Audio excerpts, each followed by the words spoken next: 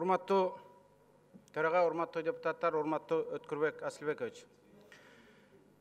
Бүгүн мына ушул жерде парламент сизге батасын берип, Кыргыз Республикасынын башкы прокурор кызматына аттандырып жатып, сизден бардыгы ушул бир тилек айтып, бир мындай каалоо айтышты. Бул мыйзамдуулуктун жогорку күчүн камсыз кылуу. Анткени укуктук мамлекетти түптөш үчүн биринчи кезекте ошол мамлекеттеги мыйзамдуулуктун жогорку күчү камсыз болуш керек. Ал эми мыйзамдуулуктун жогорку күчүн камсыз кыла турган бул сот системасы жана прокуратура. Ал эми Минюст жогорку кеңеш мыйзамдарды токуп берет. Бирок ошол мыйзамдардын кынтыктуу аткарышын, ошол мыйзамдар буйдалаган төбө болбош үчүн сиздердин озыйпа абдан чоң. Ошондуктан сиз жаш экенсиз, мына өмүр баяныңызды карасак, ошол системадан ширелип, тетиги тергөөчүдөн баштап бүт баягындай карьерный рост өзүнүн үлгүлүү жүрүптөр. Ошондуктан мен дагы бүгүн ушул колдоо менен бирге сизге бир эки маселени айткым келет. Ушул парламентте 15-жылы Абдил Сегизбаев менен Индира Жолдубаева келип, мамлекеттик институтту, президентти, коомдук телевиденияны, парламентти саясий интригага аралаштырып, Белизгейт операциясын кылган. Алар өзлөрү эле ичара кыла бербестен, ага парламентти да кирип салган. Ошондо ушул жерде Суйкаев генералдык прокурор отурган башы кеп. Ошондо стенограмманы көтөрсөк, Абдил Сегизбаев бул оперативный информация деген.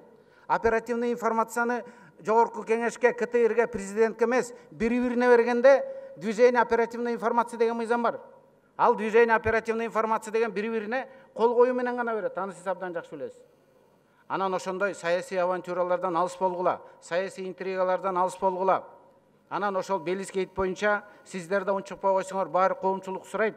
А жерде кылмыштын составы бар. Анткени а жерде биринчи кезекте мамлекеттик бийликтин кадыр баркын кетирүү, анан покушение на возбуждение незаконного уголовного дела, жана покушение на убийство деген дейле, Абдил Сегизбаев покушался на незаконное возбуждение уголовного дела и незаконное лишение граждан. То есть 3 депутатты камайм, 3 депутаттын эркинен ажыратам деп, ошол кылмышка покушение жасаган. Генералдык прокурор ага кайдыгер мамиле жасаган. Эгерде генералдык прокуратура муну эстебесе, бул коомчулуктун эсинен эч качан чыкпайт. Ошондуктан сиз биринчи адилеттүү кадамдар аркылуу ушуга бөгөт коюшуңар керек. Барбы ошол жерде состав преступления болсо, анда бизди жоопко тарткыла. Эгерде жок болсо, жанагындай мамлекеттик институттардын атына чоң бир шек келтирген үчүн аларды жоопко тарткыла. Коомчулук муну талап кылат. Мындан башка, мына Канат Исаевка 12 жыл мурун Токмоктун жерин арендага берип койдуң деп иш козгоп 12 жыл сурашты. А шаардын мэриясы бүгүн миллиондогон жерлерди 5 жылга арендага берип, 5 жылдан кийин ал менчикке чыгып кетип атат. Ага эч кандай чара жок. Адилеттүүлүк кайда мисалы үчүн? Канат Исаевдин иши 2013-жылы бир кыскарган, 2012-жылы бир кыскарган, 2015-жылы бир кыскарган. Ага карабастан саясий мотив менен ошол иштин чаңын сүртүп эле кайра алып чыгышты. Бул явный нарушение да. 2016-жылы аэропорттон келаткан 2 фура контрабанда телефон чыккан. Аны да иликтегиле, анткени ал коомчулукта бар. Финполиция иш козгоп, кийин ошону дайноту менен жоголуп кеткен эмне болгону. Умный счетчики деп мамлекетке 2 миллион долларга умный счетчик алып, ал жарабай калган. До сих пор складта турат. Эң чоң көргөн чара ошонун директор кызматтан кеткен. А мамлекетке 2 миллион чыгым келген.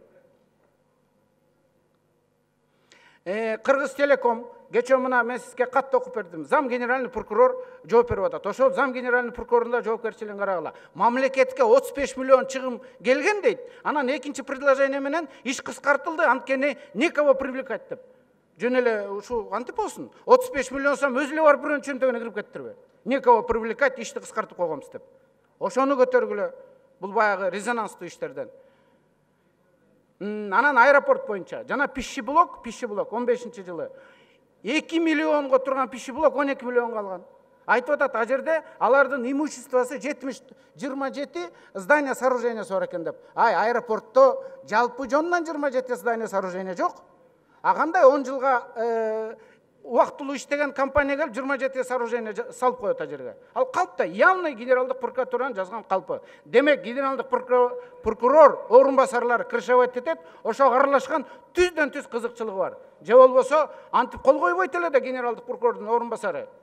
Ал жерде эчтеке аныкталган жок. Эл аралык компания аныктаган, ал пищеблоктун баасы 15 миллион доллар турат деп. Ал пищеблоктун баасы максимум 2 миллион доллар турат.